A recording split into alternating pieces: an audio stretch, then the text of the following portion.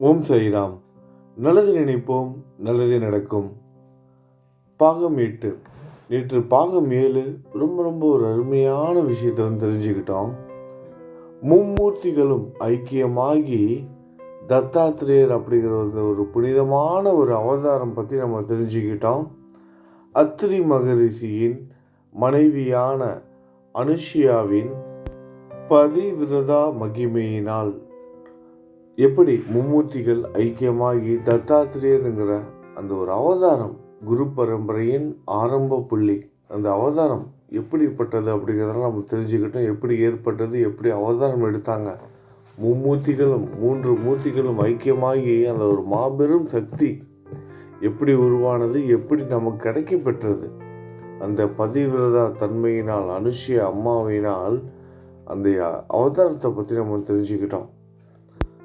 இன்னைக்கு தொடர்ந்து சித்த முனிவர்கிட்ட நாமத்தாரகன் கேட்குறாரு, நம்ம ஸ்ரீ ஹரியோட அடுத்தடுத்த அவதாரங்களை பற்றி நான் தெரிஞ்சுக்கணும், குரு பரம்பரை பற்றி நான் முழுவதுமாக தெரிஞ்சுக்கணும், இன்னும் மற்ற அவதாரங்கள் பற்றிலாம் எனக்கு சொல்லுங்க அப்படின்னு கேட்குறாரு. நாமத்தாரகன் என்ற பக்தன் நம்மளை மாதிரி அறியாமையிலும் சரிவர கடவுளை புரிஞ்சிக்காம நெகட்டிவ் தாட்லேயும் பாசிட்டிவ் திங்கிங்லேயும் மாட்டிக்கிட்டு இங்கிட்டும் போகிறதுன்னு தெரியாமல் தடுமாறிக்கிட்டு இருக்க அந்த பக்தன் சித்தமுனிவர்கிட்ட கேட்குறாரு. சித்தமுனிவர் தொடர்ந்து சொல்கிறாரு. சித்தமுனிவர் சொல்கிறாரு, நாமத்தாரகா, தர்மத்தையும் நல்லோர்களையும் காப்பாற்ற, தீமையையும் தீயவர்களையும் ஒழிக்க பகவான் இந்த கலியுகத்தில் மானிட ரூபத்தில் அவதரித்தார். அப்படி அவர் செய்த அவதாரம் பற்றி கூறுகிறேன் கேள். பவித்திரமான கோதாவரி நதிக்கரையில் பீடாபுரம் என்ற ஊர் இருக்கிறது. அங்கு ஆபஸ்தம்ப பிரிவை சேர்ந்த பிராமணர்களான அப்பளராஜா, சுமதி என்ற தம்பதிகள் இருந்தார்கள். அவர்கள் தத்தாத்திரேயரின் பக்தர்கள். அந்த அம்மையார் மிக உன்னதமான பதிவிரதை.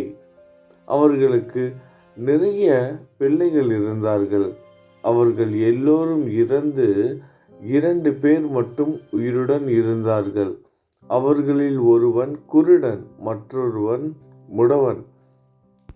ஆனாலும் அவர்கள் கவலைப்படாமல் தினமும் தங்கள் வீட்டிற்கு வரும் யாசகர்களை தத்த ரூபமாக நினைத்து பிச்சை அளிப்பார்கள்.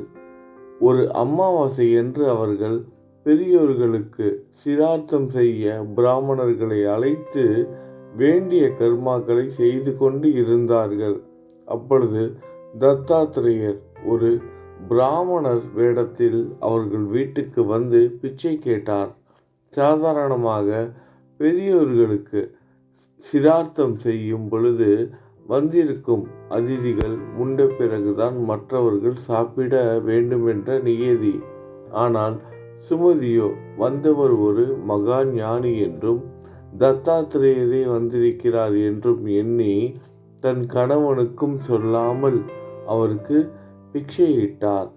உலக நியதியையும் மீறி தனக்கு பிச்சையிட்டதற்கு சந்தோஷம் அடைந்து தன் உண்மையான ரூபத்தில் தோன்றினார். நாமத்தாரகா, அந்த சுவாமியின் ரூபத்தை என்னவென்று வர்ணிப்பேன்? அவரின் அழகை காண 1000 கண்கள் போதாது. அவரை வர்ணிக்க 1000 நாக்குகள் போதாது.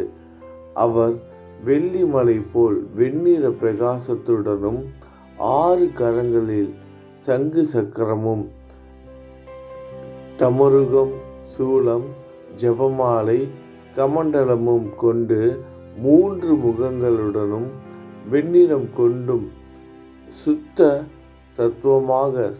சத்துவமாக ஒளித்து கொண்டு இருந்தார். இந்த ரூபத்தை பார்க்க தன் உடலெல்லாம் கண்களாக்கி ஆச்சரியத்துடனும் ஆனந்த பரவசத்துடனும் காணப்பட்டார். அப்பொழுது சுவாமி, அம்மா, உன் பக்திக்கும் என் மீது வைத்திருக்கும் உன் நம்பிக்கைக்கும் நான் பரவசம் அடைந்தேன். உனக்கு என்ன வரம் வேண்டுமோ தருகிறேன் கேள் என்றார். சுவாமி அழகான ரூபத்தை கண்டு ஆச்சரியத்தில் மூழ்கிய சுவாமியின் அழகான ரூபத்தை கண்டு ஆச்சரியத்தில் மூழ்கிய சுமதி அவரின் இனிய சொல்லை கேட்டதும் இன்னும் பக்தி பரவசத்தில் மூழ்கினாள். சிறிது நேரத்திற்கு தன்னை தேற்றிக்கொண்டு சுவாமியை இப்படி துதிக்கலானாள். பரம்பொருளே, நீங்கள் உலகை உண்டாக்கியவர், பக்தவக்ஷலர், தயாஸ்வரூபி. நீங்கள் முன்னமே உங்கள் பக்தர்களுக்கு வேண்டிய வரங்களை கொடுத்தீர்கள். எனக்கு நிறைய பிள்ளைகள் பிறந்தும் அவர்கள் இறந்து விட்டார்கள். பிறகு 2 பேர் பிறந்தார்கள். அவர்களில் ஒருவன் குருடன், மற்றொருவன் முடவன். நீங்கள் என்னை அம்மா என்று அழைத்தீர்கள். ஆகையால் நீங்கள் எனக்கு மகனாக பிறக்க வேண்டும் என்று கேட்டாள். பக்தி சிரத்தையுடன் தெளிவுற்ற அந்த அம்மையாரின் கோரிக்கைக்கு ஆச்சரியப்பட்டு கலியுகத்தில் நன்மார்க்கத்தை புகட்ட, நல்லோர்களை காப்பாற்ற, தீயவை ஒழிக்க, குருமார்க்கத்தை மேன்மையூட்ட நான் பிறக்க வேண்டிய நேரம் வந்துவிட்டது என்று தன் மனதிலே நினைத்து, அம்மா, எனக்கு சமமான மகன் உனக்கு பிறப்பான். ஆனால் அவன் பேச்சைதான் நீங்கள் கேட்க வேண்டும். தவிர அவனை எந்த விதத்திலும் நீங்கள் நிர்பந்திக்க கூடாது. அவனால் இந்த உலகிற்கு நன்மைகள் நடக்க வேண்டும் என்று கூறி ஆசீர்வதித்து அங்கிருந்து மறைந்தார்.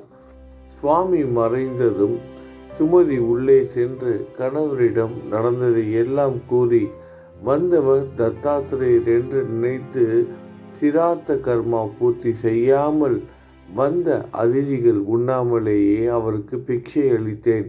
என்னை மன்னித்து விடுங்கள் என்றாள். அதற்கு அப்பலராஜா, உன் சிரத்தையான பக்திக்கு உவந்து அந்த தத்தாத்திரேயரே உனக்கு தரிசனம் கொடுத்தார். அதுவும் இல்லாமல் நாம் சிரார்த்த கர்மா செய்து பிராமணர்களுக்கு அன்னமிட்டு அந்த யக்ஞ பயன் மகாவிஷ்ணுவுக்கே தான் கொடுப்போம். பிராமணர்களுக்கு அன்னமிட்டு அந்த யக்ஞ பயன் மகாவிஷ்ணுவுக்கு தான் கொடுப்போம்.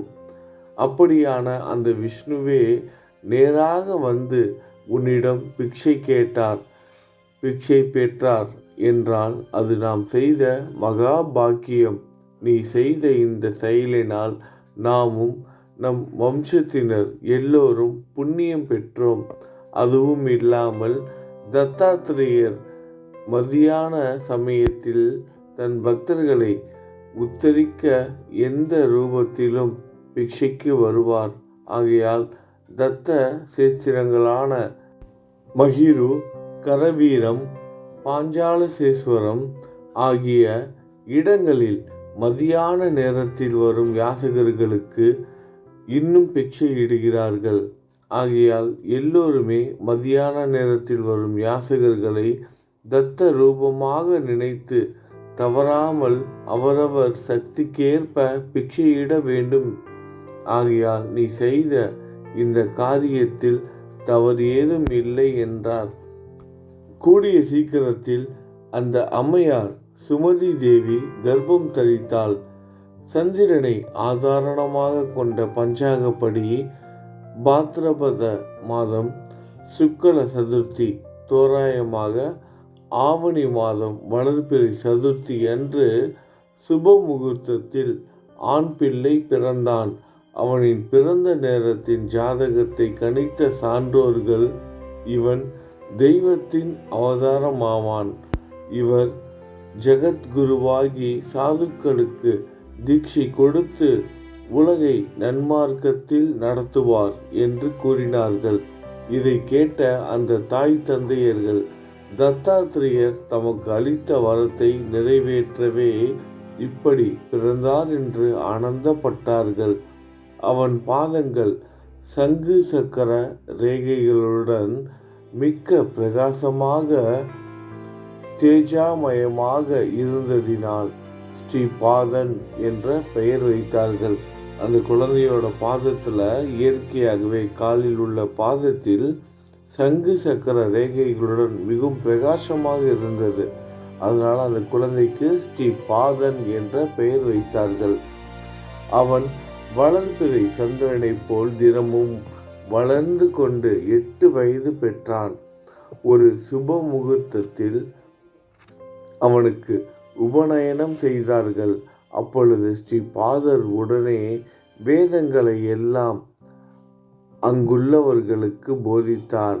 இதை கேட்ட அங்குள்ளவர்கள் எல்லோரும், இப்படி குருவிடம் எதுவும் கற்காமல் வேதங்களை கூறுவது அந்த பகவானான தத்தாத்திரேயராலேயே முடியும், தவிர சாமானியமான நம்மை போல் உள்ளவர்களுக்கு முடியாது.